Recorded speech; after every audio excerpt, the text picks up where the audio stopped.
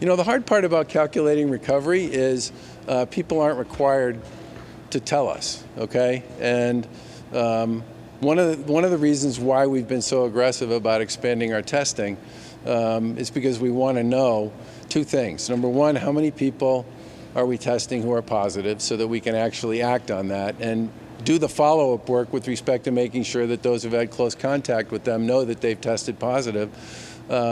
And the second is to actually start to develop what I would call kind of an appreciation and understanding of where a lot of the positives are landing so that we can make decisions around things like how we're going to organize our healthcare capacity to deal with the surge based on some of that data as it comes in. You should know that we're now, we're either number 3 or number 4 with respect to the most number of tests issued by any state. The only 2 states that I think are ahead of us at this point are New York and Washington.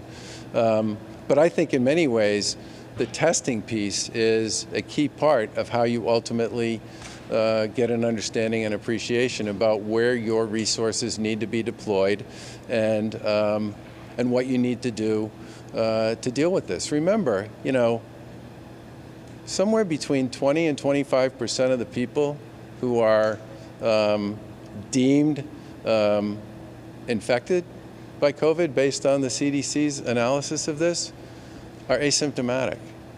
So the fact that a lot of people who get tested come back negative, that's a good thing to know. But in addition, the thing everybody should understand here is there are a lot of, the whole point behind social distancing, right?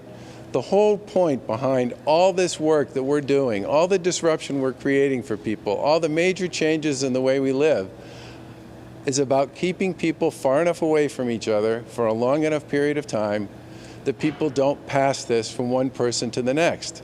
And I can't express how important that is, not just for people who are symptomatic, but also for people who are asymptomatic. If really 20% or 25% of the folks who are infected with this are never going to show symptoms for this, it's really important that we all respect that and do everything we can to stay away from each other.